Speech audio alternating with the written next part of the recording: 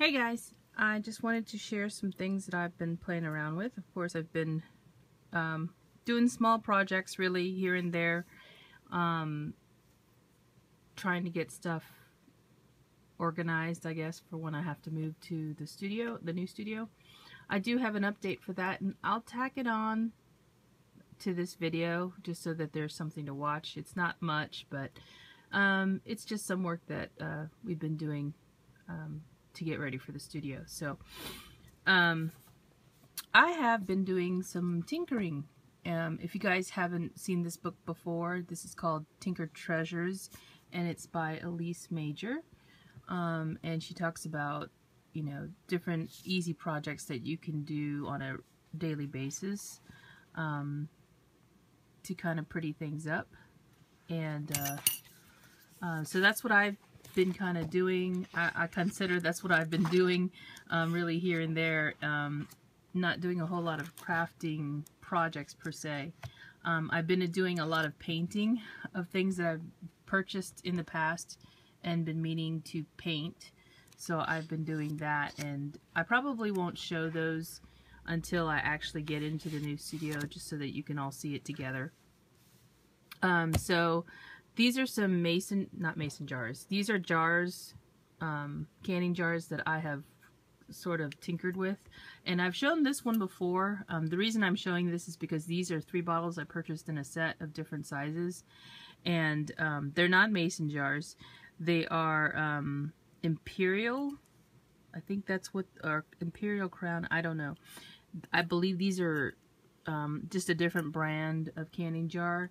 They're slightly blue in color, and they have a crown on it. If you can see, there's a raised crown right on here. And they're all different styles.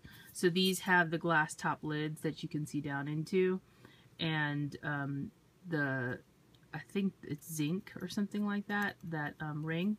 What I did was, because these have the glass insert, I took some of my Helmars glue and glued the ring that you screw off to the glass insert, because the glass insert can fall out if it's separate, and I didn't want it to break or chip or anything like that. So I glued the two together so that when I unscrew the lid to take stuff out, and this is snow, like fake snow for Christmas, which is why it has a jingle bell on it. I don't, you know, accidentally drop the insert part.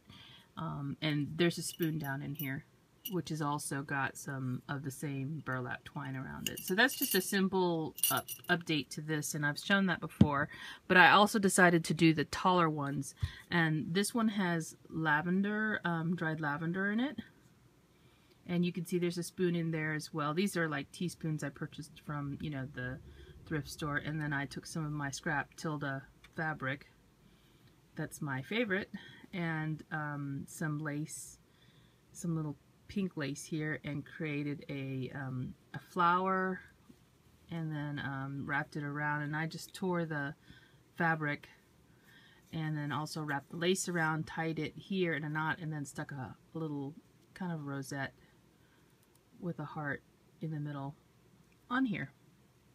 So that is the taller one of the 3, or the tallest of the 3 jars that I have. And then, and again, that one has also, you know, the same sort of design. It's got a crown on it. And then the last one looks like this. They're all slightly different, really. This is the shortest of the 3. And I just put some of this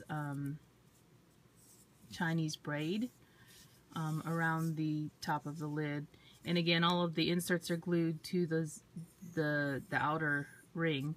And then all I did was fed some seam binding through the button hole, and then tied a bow, and then glued the button down. So I didn't really secure all of this all the way around, simply because if I decide, you know, I want to change it or something like that, I can do that. And I didn't do a whole lot to the jar itself, because I like the way that they all have their kind of simple design. See, you can see this crown is different. It doesn't actually say Imperial over the top, it just says crown. And they're just a little different in design from the ball mason jar. and that's kind of what attracted me to them in the first place. And I got these, in case anybody is wondering, I purchased these from my local, what do they call it? It's kind of like a flea market, antique fair. Every month at the beginning, the first weekend of the month, they have this, but then they have 2 extravaganzas during the year, one in the spring and one in the fall. And they have all of the outside vendors that don't regularly rent space there come in and set up their booths. And these are very large, you know, events, because it draws a lot of people from out of state to come and sell their stuff. And then you get better prices and you get more to choose from. And I think, I don't remember how much I paid for the 3 of these, but I definitely think I got a good deal on it. These are not jars that are like super hard to find or like rare or anything like that. I just enjoy them, and I like to put my crafty things in them. These are just empty, or this is a whole package of spools that I had found at the thrift store one day. They were just all in a bag. And so I just kind of like looking at them, and I may use them for something at some point, but I don't think so, because I just like looking at them. You know, those are the things that we enjoy, and these will go in my new craft space. And so stay tuned. I have a video I'm going to tack onto the end of this, and I hope you enjoy it. Talk to you soon. Bye, everybody. So I thought I'd go ahead and show you the future site of the studio. There hasn't been any breaking ground yet, but we have done some work to take down 2 of the trees that were actually sitting, or would be sitting, very close to the studio, so we had to take them out of the way. There was an apple tree right here next to the pond. You can see the pond. And this is early morning. There's one of the fish. This will be right next to the studio.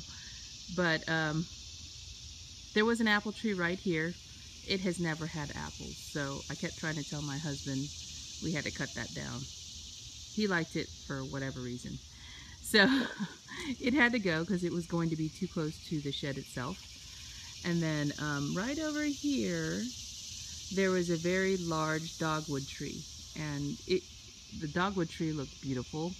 But again, it was going to be less than a foot away from the studio, so it had to go as well.